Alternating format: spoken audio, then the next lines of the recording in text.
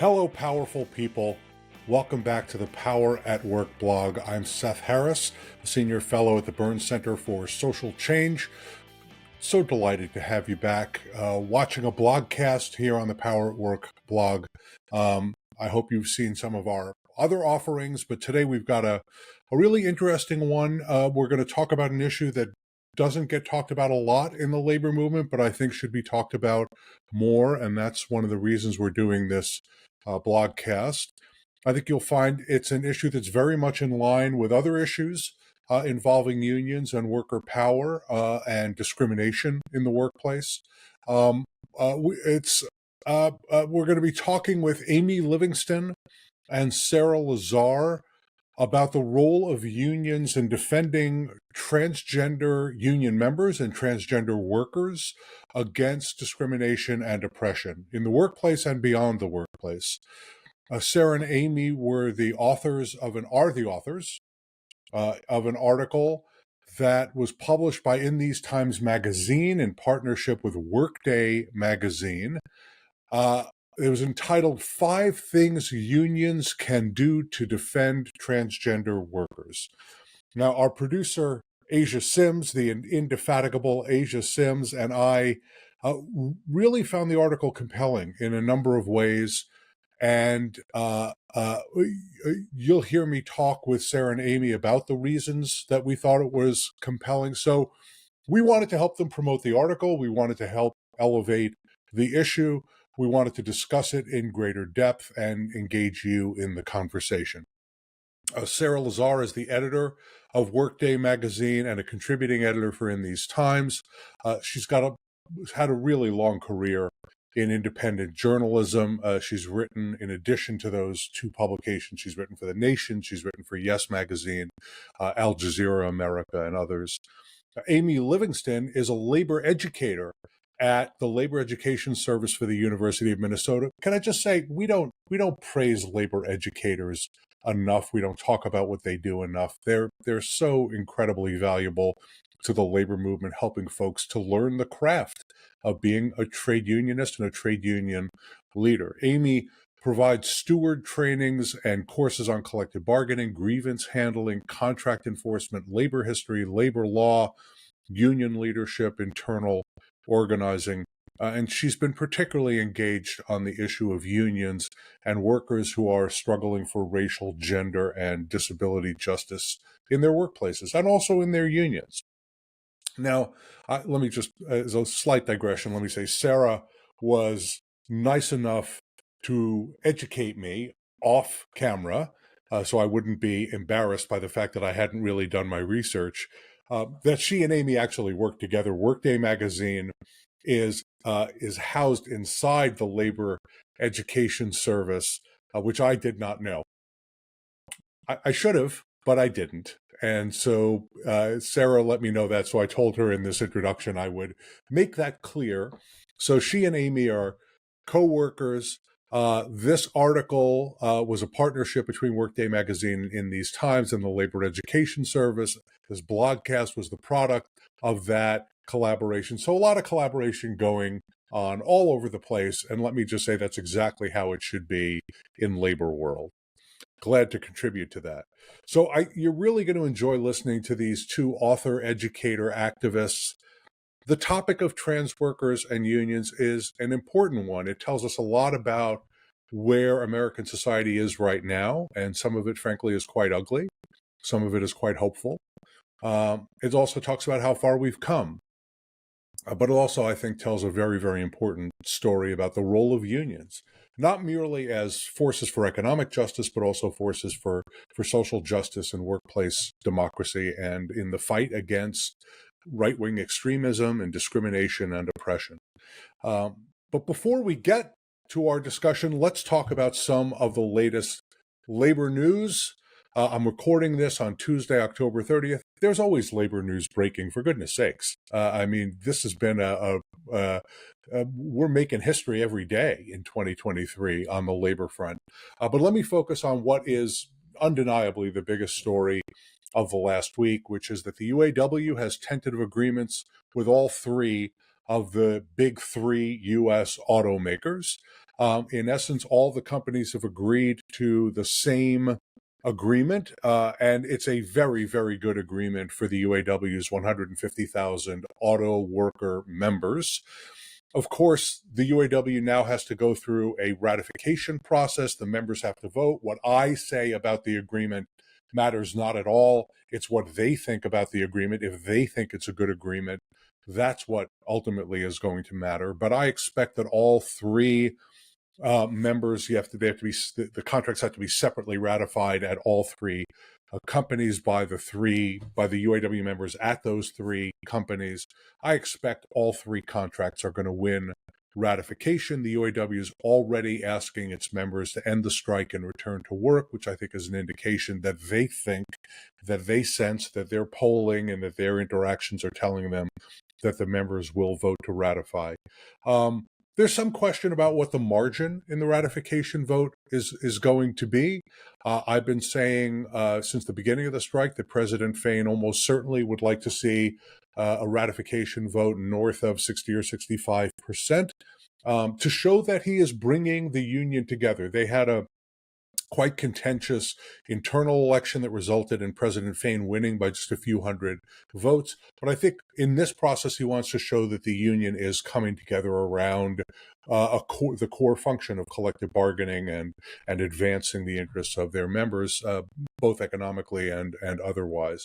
So I don't think we're going to see a ratification vote anything like the 99% vote that the Writers Guilds got, or even the 83% that the Teamsters got at UPS.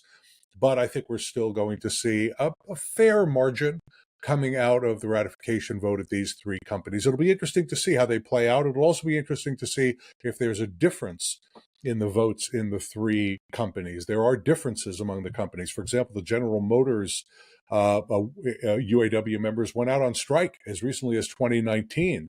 How will they react to this new deal? Will they be more favorable, less favorable? We talked with our friends Don Looney and Glenn Cage about this on this blog, in a blogcast. I encourage you to take a look back at what they had to say about that 2019 strike.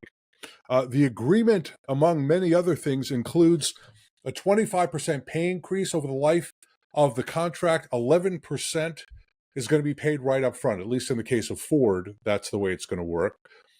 The companies have all agreed to guaranteed cost of living adjustments going back to a formula that used to exist before the concessions bargaining.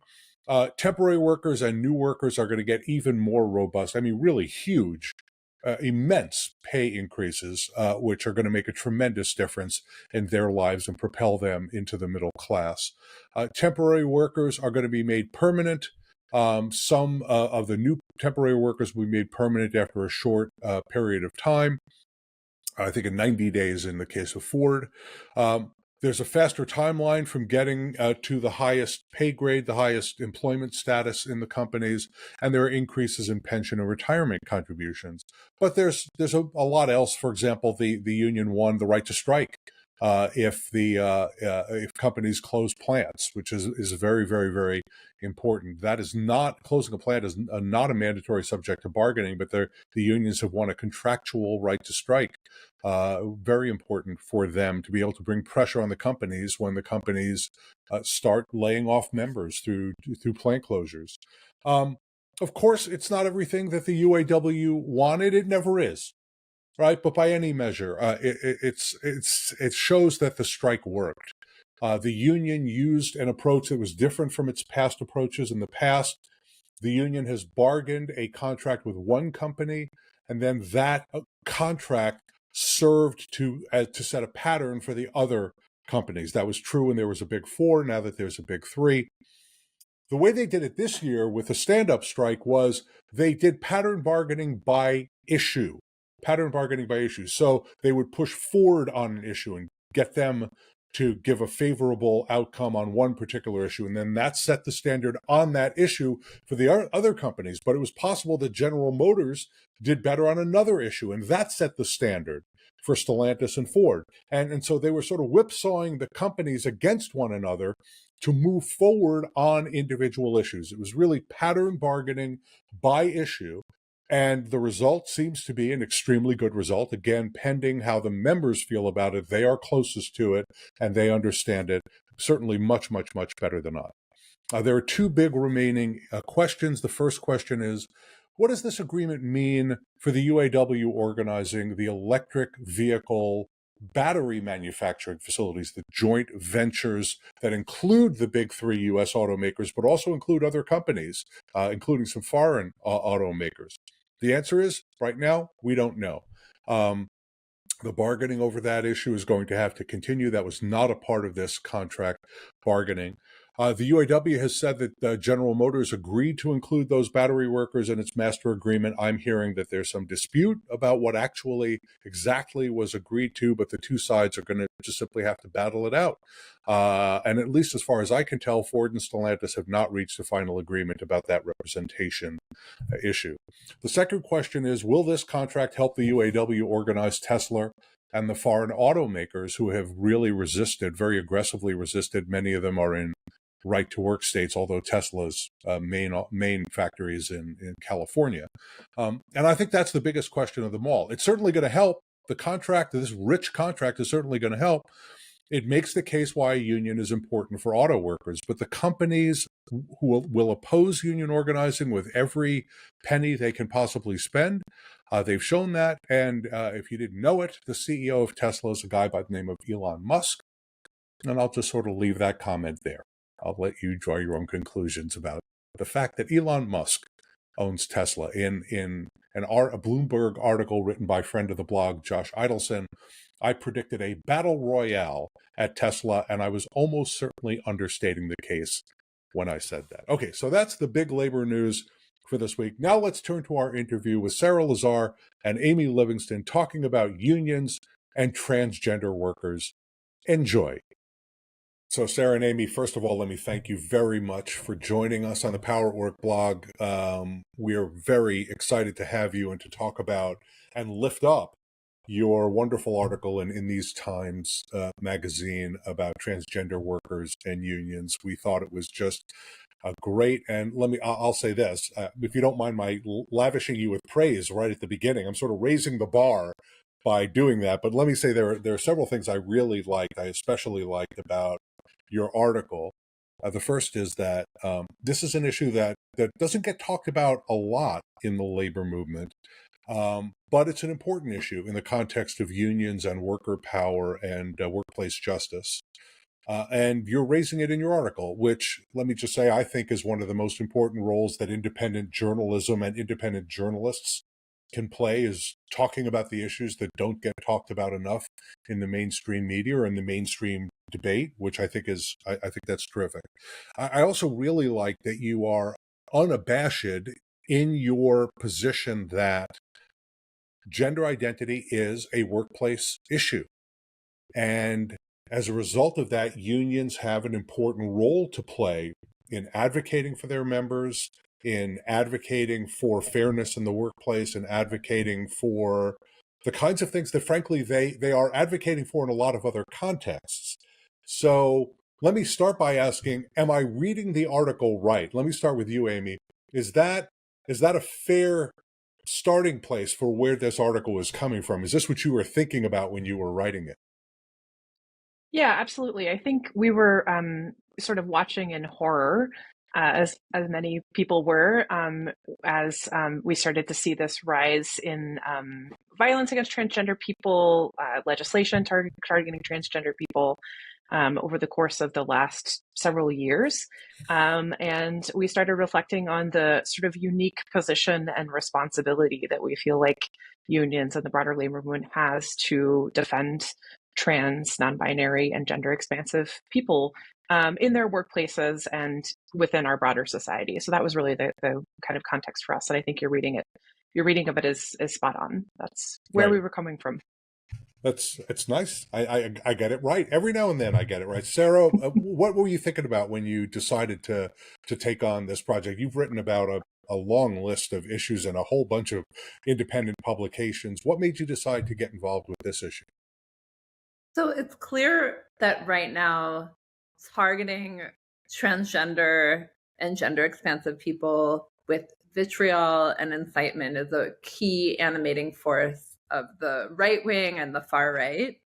And these are the same forces that are attacking unions, attacking workers, attacking women and pregnant people's right to reproductive health care, targeting, so-called critical race theory, and really waging a broad front war against regular people. And anti-transgender rhetoric is an animating force of that.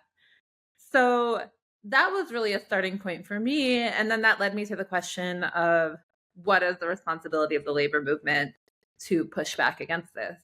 And one thing that's really crucial is that transgender people are not separate from the labor movement. They're actually part of it. They are leaders in the labor movement. Transgender people are disproportionately likely to be working class. And transgender people are numbered among those who are really amazing leaders in our labor movement today. And so there's this reality that the fight for transgender people actually is a working class issue. That's not a stretch. It's not an ideological statement. It's a fact. And also failure to push back against this can allow unions to be divided. And one really clear example of this is that Starbucks actually, in its efforts to sort of quell union enthusiasm and union organizing, has done some really sketchy things, like, for example, threatened to retaliate against unionized shops by taking away transgender healthcare or gender affirming care. So that's a really clear example of how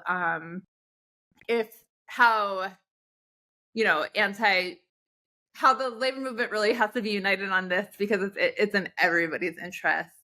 And also just, based on the old slogan that the IWW made famous, an injury to one is an injury to all, just on principle alone, folks deserve to be defended.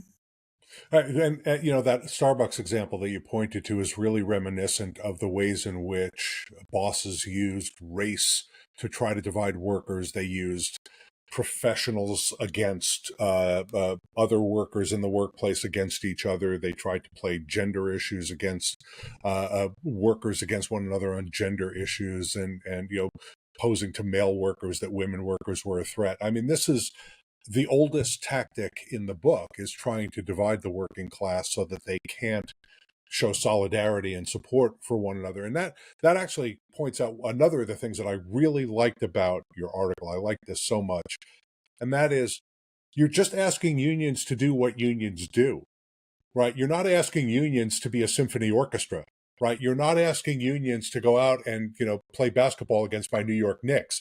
You are asking unions to do what unions do, which is to, within the confines of a collective bargaining agreement, to represent the workers that they represent. And transgender workers are workers, just like other workers are workers, and they have an obligation to do that. I thought that was just such a smart, straightforward take on it. And your point, Sarah, that you're not asking them to reach out and grab an issue. This is an issue in their workplaces that is about trade unionism as much as it is about gender identity. So Amy, I'm gonna draw on your expertise as a labor educator. Let me say, we love labor educators here at the Power at Work blog. In fact, I was just corresponding with my cousin, who's a labor educator on the West Coast.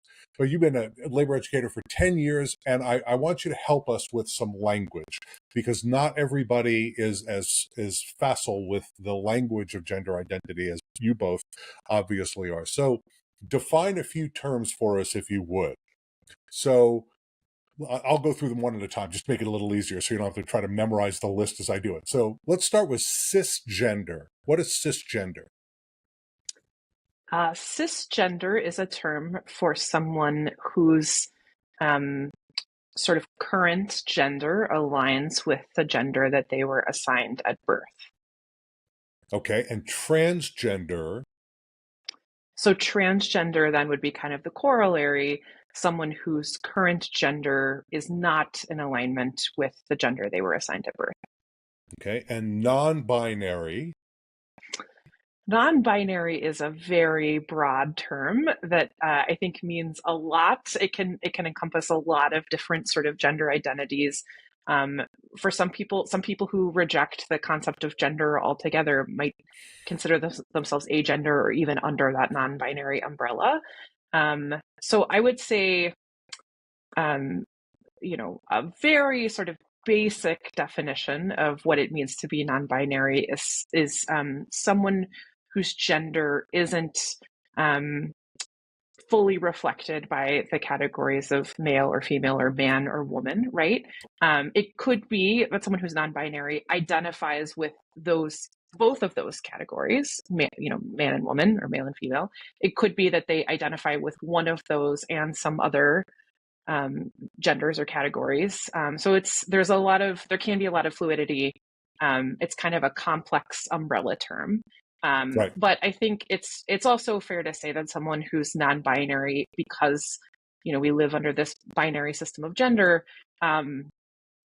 is also someone who, in most cases at least, doesn't exclusively identify with the gender they were assigned at birth. They may, in part, identify with that gender, but they will also identify with typically some other gender or reject that gender altogether. Good. And the last one is, and this is a phrase that Sarah just used, and you also use, gender expansive. Yeah, I think gender expansive as a category is just intended to kind of capture everyone else who has a more complicated or expansive or interesting relationship to their own gender than some of these other categories that we've described, right? That's how I would define gender expansive. Good. So in your article, you use the word transgender as sort of and if you don't mind my using this phrase, an umbrella term. You don't mean to exclude folks who would identify using any of those other terms, but you just because listing each of those terms each time you used it would have been really awkward in the writing, and it'll be awkward in our speaking. We're just going to use the phrase transgender. Is that accurate describing what you did and what we should do here? Yeah, in fact, at one point we did include that sort of phrase transgender, non-binary, and gender expansive in every sort of iteration where it made sense within the article, and it did. It was just a little bit of a mouthful. So that's why we explain in the article why we condensed it and we're using the word transgender. It's not a perfect umbrella term, but it's also the term that in some ways people might be most familiar with, and so that's the term that we relied on through the article, and I think we'd feel comfortable relying on it here in this discussion too. Great. So there are 5 things that you two identified in the article that you think unions should and must do with regard to transgender workers that they represent. And actually, I would say not just the workers that they represent, but other workers as well, at least in one context. So if you don't mind, I'd like to sort of go through them and talk about them and give you a chance to expand on it. And I have some questions to fit in there. And again, the most important thing about this list is it's all stuff unions do. It's part of their everyday business. Okay, so let's start, and this is a topic I've written about with respect to older workers, and that is anti-discrimination protections. So Amy, would you talk about that a little bit? Yeah, so one of the things that we advocate for very strongly in the article is the idea that unions have this incredible tool, the collective bargaining agreement, that protects workers from all kinds of capricious and arbitrary and discriminatory treatment in the workplace. And so what we advocate for is that gender and gender identity, whatever language sort of makes sense to the parties, and whatever language transgender and non-binary gender expressive workers within a particular bargaining unit feel like best encapsulates them and the ways that they face discrimination. That protective language of that nature should be in every collective bargaining agreement. Many collective bargaining agreements already have non-discrimination clauses. So it's just a matter of making sure that you have appropriate and strong enough language to protect transgender, non-binary gender expressive workers as well. And we encourage people to do this even if, there has been There have now been federal cases that have gone through, like the EEOC, where the federal law has been interpreted to provide protection to transgender workers. Certainly many states, I live and work in Minnesota. Minnesota has a state law that explicitly protects transgender workers and protects that as a category in the workplace. But we argue that you shouldn't solely rely on those legal protections, that's not sufficient. It needs to be, even if you're living in a place where you feel like there are many layers of protection, unions have an obligation to ensure that the collective bargaining agreement is the final layer of protection for workers. Yeah, okay. So I want to vigorously agree with you about that, not just with respect to this issue, but with respect to anti-discrimination more generally. Unions represent workers under their collective bargaining agreements, not under the law. They may also end up representing them under the law, but they're trying to enforce the collective bargaining agreement. And they're doing that in the workplace where they're not bound by what the law would provide as a remedy. There's a lot of other solutions that can work out to address discrimination problems in the workplace that are better in some regards than what the law might be able to provide. Also, you don't have to hire a lawyer, right? Your shop steward or your grievance chair or somebody else represents you in the process, and it happens very quickly. It doesn't take years and years and years and years and years. So to me, that should be the starting place for solving discrimination problems, is with the union in the workplace. And, many unions are good at that. Some unions are less good at it. But I think that was a very important point for you to make. And it's a generalizable point, not just with respect to transgender workers. All right, Sarah, let's talk about gender affirming care. That was your second place where unions should be engaged with transgender workers. Yeah, and just one more note before we entirely move on from the anti-discrimination topic. So there's also a lot that unions can do beyond contracts, in addition to being bodies that have contracts between workers and employers. Unions are also organized groups of workers who support and show solidarity with each other in a variety of ways and have a lot of latitude to do so. I mean, a union is what you make of it. So there are plenty of ways that you can rally behind a coworker just out of human decency and out of camaraderie and solidarity. And a lot of that really depends on having close relationships with each other and having the kinds of relationships where you can just check in and see how people are doing, or they can feel that they have enough trust to go to you if there's an issue. So we also really want to emphasize that it's a both and. There are contracts and there's plenty that unions can do to support transgender and gender expansive coworkers beyond contract. Great. And Thanks for adding that point. The same applies to gender affirming healthcare. So getting gender affirming healthcare into union contracts is an increasing battleground with unions. We spoke with folks at Pride at Work, which is a LGBTQ rights in the workplace, pro-union organizing space. And they said that a growing number of unions are embracing gender affirming care. We provide one example of the steelworkers in some cases having really strong contract language. So this is not a fringe thing. It is happening. It is moving forward. And we suggest that unions can really fight for the most ambitious version of that, which is not only saying you can't exclude transgender and gender expansive people from healthcare, but we want you to proactively promise that you will provide them everything that they need, from medically required surgeries to counseling to all of the above. Basically, if a doctor says, I recommend that you get this treatment, if it is a medically necessary treatment, which gender affirming care definitely is, then that union guarantees that you'll have a right to it. And yeah, so we're really encouraging unions to really go for it and fight for the most ambitious version of these kinds of protections.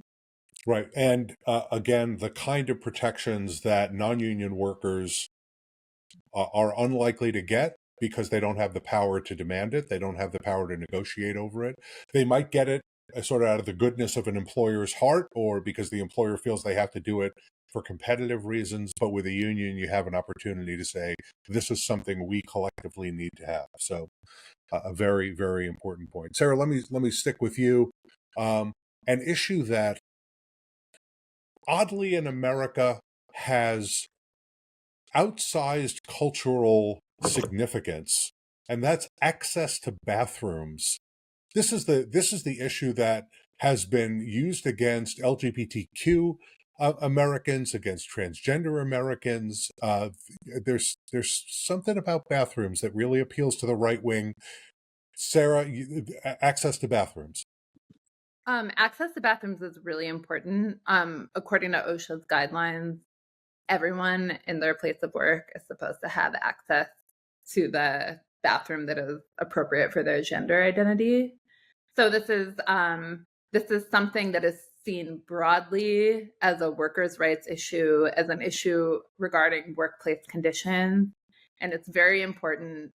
And this issue often gets demeaned by the right wing, not just the right wing, also the center of our political system, honestly. And it's incredibly bad faith. For forcing people to use restrooms that do not match their gender identity is dangerous for the person using that restroom. It is putting them in an unsafe place, and is something that can really, really erode workplace well-being. So we argue that this is a very important issue, something that unions are very well positioned to fight for. It affects everyone because we all want our coworkers to feel safe and not have physical discomfort in their workplace. And there are so many easy, straightforward solutions to providing these. It's such straightforward language to include in a contract, and also something that workers can really rally alongside each other for. I don't know if I left anything out there, Amy, so feel free to jump in if I did. I think the only thing I would add to that is that the hysteria around the use of access to bathrooms for LGBTQ people is really part of one of the most insidious strategies of the right to completely demonize LGBTQ people as predators, as, people who are interested in exploiting children, as sexually violent people, right? So fighting back on this particular issue, there are very concrete and important reasons why workers need to have access to bathrooms, period. Obviously, for their physical and mental health, it's just a necessity, right? But this also sort of challenges one of the main kind of rhetorical attacks that leads to increased violence, both, just physical violence and sexual violence actually against LGBTQ people in the broader society outside of workplaces. So I think this is a particularly important place for labor to really take a hard stand and push back against this rhetoric. Right. The otherization of transgender workers and LGBTQ workers through this discussion of bathrooms is really pretty shocking in a society that is broadly migrating to gender neutral bathrooms.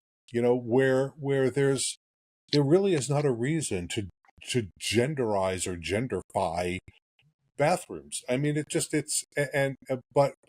you're exactly right. It plays into all the worst fears of working people and parents and others to talk about that, to endlessly talk about that issue. And that's something that unions can help to address simply by addressing it, right? By taking it on and saying, hey, this is something that's actually meaningful and important to us. Okay, so sorry, Seth, can I just say one more thing please, there? go ahead. Just to be crystal clear about this issue, there is absolutely no evidence to suggest that cisgender children using the same restrooms or other public facilities as LGBTQ people or LGBTQ children poses any risk to cisgender people. Right. In fact, the people who are at risk in public restrooms in this country are LGBTQ people, period. Right. Just to really underscore that that's, take apart that whole kind of rhetorical line. Yeah, that's an extremely important point to make. It's the boogeyman argument. There's no facts. It's just a boogeyman argument. Okay, so next issue, Amy, was the correct name and pronoun usage in the workplace. That's right. I mean, this is a very low stakes for unions. It doesn't, obviously, if you can get contract language around this, wonderful. But this is something where a shop steward or a grievance chair or really anyone, just a coworker, can intervene and stand up. Unions can easily be standing up for their coworkers when they are misgendered or when the wrong name is used in the workplace. It's very easy to understand that this is just, simply a matter of basic decency and respect for working people, that they should be addressed by the name and pronouns that are theirs. Right. And straightforwardly. This one struck me as so elemental. And I have to say, I thought about this in two different ways. As an old guy for whom a lot of this language is frankly new, I find myself struggling sometimes. I trip over it sometimes, not out of any malice or any prejudice. It's just, it's new and I'm learning it. I'm learning a new language of gender identity, as many people are. And so I think we just have to acknowledge that that's what's happening in a lot of places. And so when somebody says to me, as my son has a friend who's transitioning, and he just corrects me, and I say, oh, okay, I got it. I got it wrong.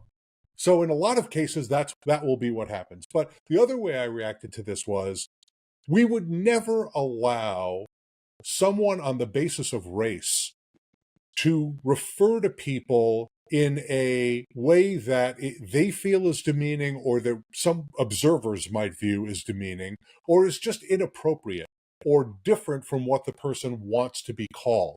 You'd never allow them to apply a nickname, for example, that they don't want to have applied to them. It's just, as you said, Amy, elemental respect, basic human respect, which is what we're supposed to show each other in the workplace. So this struck me as sort of easy, but also something where unions can actually play a constructive educational role for their members. Or tell me if I'm getting that wrong, or if I'm being, and let me just say, if I'm also letting people off the hook too easily, tell me that as well. No, I think that's right. I mean, I think to your point about, there's a learning curve for many, especially cisgender people around, this language. I think in my experience, transgender people are really interested and willing to support people in that learning curve, right? And as long as people are operating in good faith and taking responsibility, which, doesn't have to be a confessional, just, oh, I'm sorry, I meant to say she, right? Like, pretty straightforwardly, keep it moving. I think that, a lot of trans people honestly appreciate your willingness to show up in that way. I think the other thing I want to say about this, I mean, unfortunately, in some workplaces, I do think that probably, language gets used against, racial slurs or nicknames or whatever, racist nicknames get used and tolerated and upheld, even in unionized workplaces, undoubtedly. But I'm glad that you brought the element of race into this, because I think one thing that we certainly need to talk about as we're discussing these issues is that,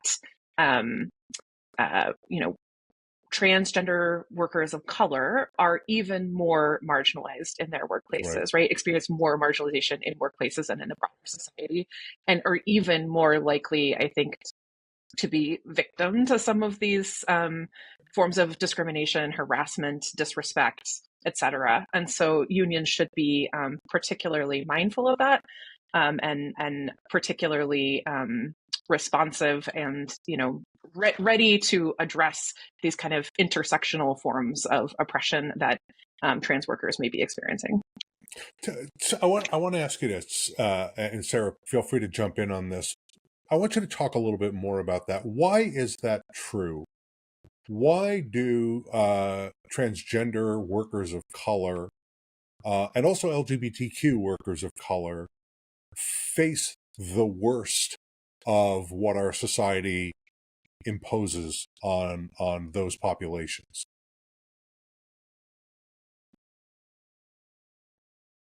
Did I stump you? No. No. You're waiting for each other. It wasn't for Sarah. Yeah. Whoever wants to jump in on that. I know it's a hard question, but I'm really curious what you think. Yeah, so the very simple response, I think, would be that those identities are at the intersections of multiple forms of oppression and hyper-exploitation. So we live in an incredibly racist society, unfortunately, with a huge racial wealth gap that is worsened by both exclusion from work and low wages for people of color, particularly Black people and also Latino people in this country, Latinx people. And transgender people are also disproportionately poor and working class, and also disproportionately houseless or living unsheltered. And so you just combine those two factors, and very crudely, that means that you have folks who are not treated very well by our political and economic system. Yeah.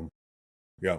And I want to add one more thing. This is like going back to something you were saying a little bit earlier. But yeah, respecting the correct name and pronoun is really important and is a matter of sort of good faith and trying your best.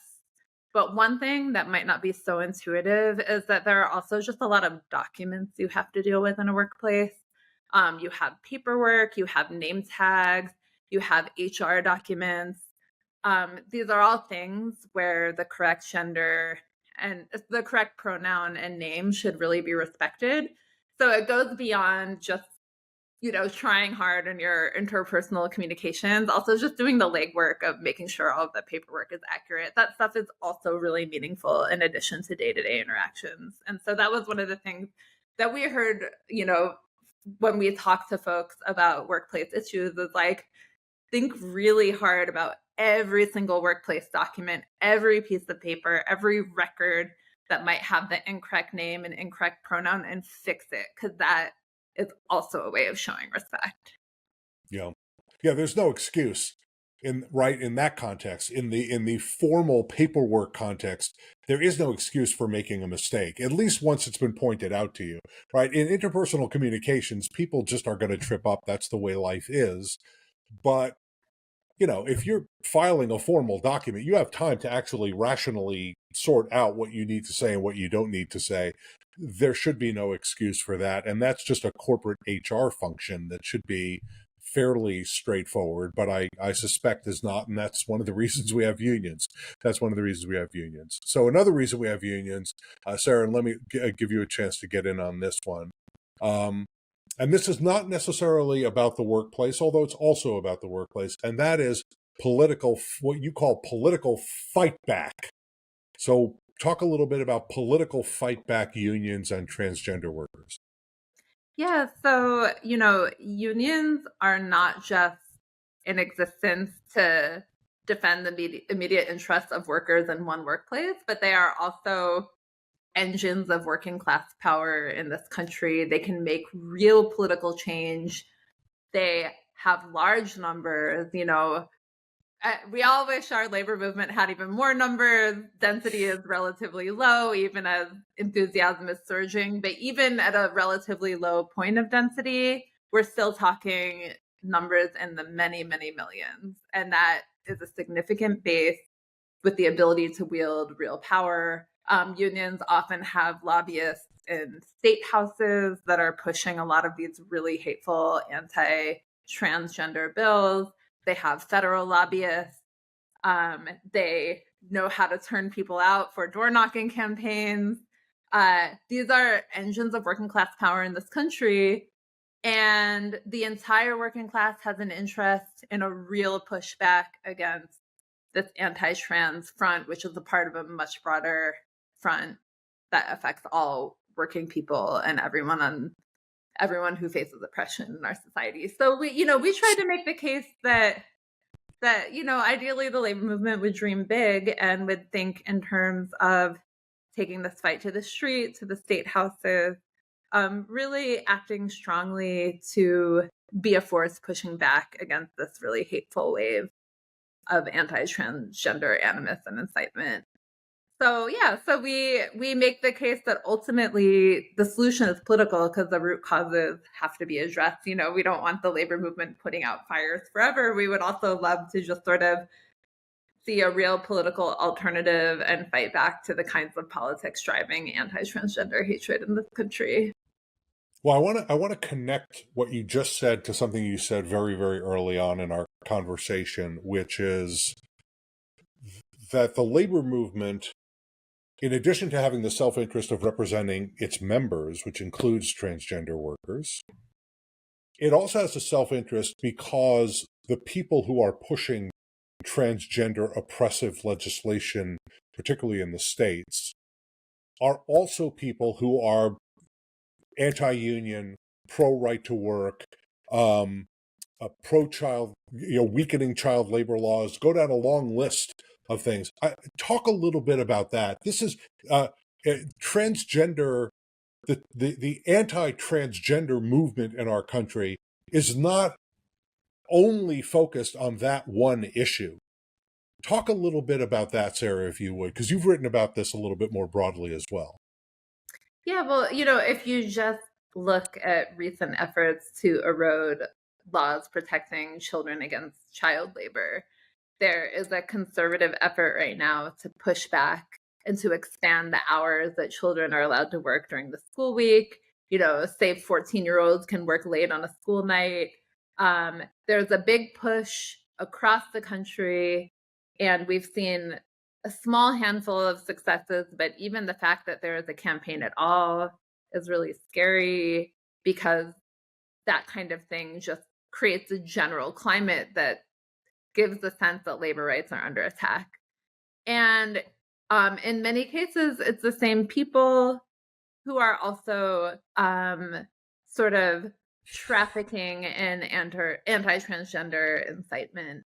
And it's all, very broadly speaking, part of a conservative push that's happening right now that is rooted in being anti-worker, being racist, sexist, and transphobic and homophobic. And we are seeing, this definitely isn't new, but it is a real force in today's politics. We see this in CPAC speeches. We see this at the presidential debate stage when the GOP has presidential debates. It's housed in the GOP that's increasingly moving right, but it's actually not just limited to the GOP. And there are some cases where these kinds of things are bipartisan. For example, in some state houses, we've seen bipartisan pushes to erode child labor protections. And so, we sought to make the case that we're really all in this together, and that, you fight for the rights of everyone because A, they deserve it, and B, because we all truly need each other, because the entire working class, which includes transgender people, has an interest in defeating the forces that are trying to crush them. So so important. But now I want to sort of turn that issue a little bit on its side, or turn it, 90 degrees or 180 degrees, whichever way I'm turning it. And I was thinking back to 2004 when President George W. Bush was running for re-election. And a very self-conscious part of that re-election effort was to get on state ballots anti-LGBTQ, either constitutional amendments or legislation, some of them defining marriage as being a man and a woman, others doing other things, eliminating protections for LGBTQ people in communities and societies, or taking the power away from cities and states to do things, cities and counties to do protect LGBTQ workers and others. And the logic of that effort was that it divided Democrats, that it separated out some working class voters and middle class voters from others who might be willing to vote for then the Democratic nominee, John Kerry. So you bring out the anti-LGBTQ base, you sort of mobilize them, but you also split your opposition. And as you know, the labor movement is not an ideological monolith. It's not a partisan monolith. You have Democrats and Republicans, you have Biden voters and you have Trump voters, you have people who are very deeply religious in whatever way they think religion should be expressed, and there are those who are atheists or agnostics or don't view religion as the guiding force in their political life. There is a lot of diversity of varying kinds. So, to what extent is the debate over transgender workers in the United States part of that effort to more broadly, not just to divide workers in a workplace, but to separate out some working people from other working people by setting them against each other on an issue that is a very emotional issue for a lot of people? And if you agree with that premise, and you're free not to, but if you agree with that premise, what role can the union movement play in trying to address that political strategy? Amy, you're nodding your head. Let me start with you. Yeah, I think I broadly agree with your characterization of that sort of strategy. And I think, I am perhaps biased in this direction because I'm a labor educator, but one of the most important union, functions that unions can play in the United States today is being homes for political education for their members, right? And we've seen that, I think, increasingly. I would say, especially since 2020, we've seen more interest in racial justice education for union membership, right? I think unions have this long history of allowing themselves to be divided by bosses and by capital when they refuse to acknowledge one strategy is just turn away from this. We're not going to take up this issue as a union because we know it's divisive. Half of our members are pro-trans rights, half of our members are completely opposed, so we're just going to turn away. I think that has proven to be a losing strategy over and over again, right? What really needs to happen is the half that is pro-trans rights and sees, trans rights as a working class issue needs to do deep organizing and outreach and political education with the half that isn't there yet, right? And see this as an opportunity to build a stronger movement through labor education, through organizing, through outreach, to kind of bring folks along in the direction of justice and righteousness. And I will say that has actually been a winning strategy many times. There's an example from Minnesota history. Right before I arrived in Minnesota, actually, I heard about this from organizers on the campaign. In 2012, there were two constitutional amendments on the ballot. One was for right to work, to make Minnesota a right to work state. The other was a constitutional amendment banning same-sex marriage. And organizers in labor and organizers within the LGBTQ community realized early on that they didn't have enough kind of power to get themselves over the finish line. They're looking at polling, they were looking at the numbers they were able to reach through door knocking, and they realized that in isolation, each of these campaigns was not going to be able to cross the finish line and defend and defeat these constitutional amendments. And so they joined forces. Some people really questioned that strategy at the time and said, you're just alienating, if we're in the labor movement, right to work is a bread and butter issue for us. You're just alienating the folks that we really need to be on the right side of this right to work issue by, also door knocking around the constitutional amendment, the marriage amendment at the same time. But luckily the movement, didn't listen to that, or, and they started doing kind of joint campaigning, door knocking together.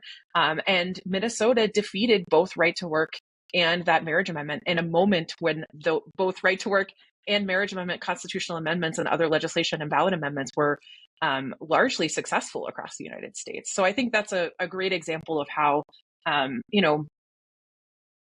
labor leaders need to have some faith in rank and file members of the labor movement that, people can get mixed up on these issues. People can be divided, but labor has the power to bring folks back together. And that's a fundamental role that the labor movement should be playing, I think. Great. I want to close by giving you a chance to hand out some flowers, participation medals, trophies, heart stickers, whatever it is, gold stars, whatever it is you give out to make people feel like you're acknowledging them. Which unions? I'm not going to ask you which unions are doing a terrible job in this space, but I will ask you which unions are doing a great job in this space, either with respect to one particular of the 5 issues that you've identified, or all of them. And you could just give one. I'm sure there are many, but if there's 1 or 2 or 3 you want to lift up, Sarah, let me start with you, and then Amy, I'll give you a chance. Here's your gold stars ready. Go ahead. Yeah, so we asked Pride at Work this question when we were doing our research, and there are quite a few unions that have been moving on this issue. They sent us some examples, and the examples from the steelworkers really stuck out to me. So I'm going to give a gold star to the steelworker. Okay. Amy, gold stars, flowers, participation medals. I'm going to look at education unions, and I would say particularly higher ed. I worked for 2 higher ed locals. At this point, one of them 15 years ago, and they were already moving things forward on these issues. So I was working for a higher ed union in like 2009 that was starting to look at trans inclusive healthcare, gender inclusive healthcare. And I think broadly, I think it might have started in the kind of higher ed sector, but I've seen a lot of interest in adopting a real concern for trans rights throughout the education sector, K through 12 unions. So I'm going to give my flowers to NEA, AFT, their affiliates, anyone else, UAW, anyone else organizing in the education space. Excellent. Funny, I thought you were going to say steelworkers because they're also an education union, Right, that's like right. UE and UAW and lots of other. Yep. It's great. Sarah, Amy, fantastic to have you here. Thank you very much for a great discussion. Thank you. It was so great to join you. Thanks so much. Really appreciate it. Thanks, Seth. Okay, thank you. Thank you for sticking with us. I hope you enjoyed that blogcast with Sarah and Amy. I thought it was just terrific, and we shed a little bit of light on a very important issue, lifted up an important article and an important issue for you to consider. Hey, if you want to keep up with all the content on the Power at Work blog, please subscribe. Go to the front page, down at the bottom, give us your email, give us your name, give us your affiliation, subscribe to the blog. You can also follow us on social media. We're on Twitter X at Power at Work blog. We're on Threads at Power at Work blog. We're on Instagram. We are on TikTok, Power at Work. You can also find us, we have pages on LinkedIn and on Facebook. So follow our page on LinkedIn, follow our page on Facebook.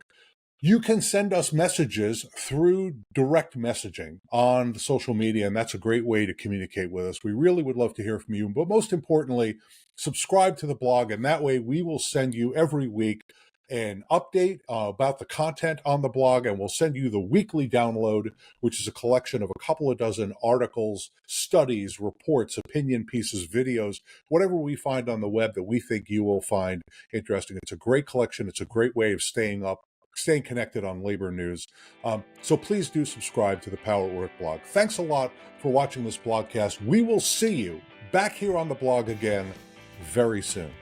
Thanks.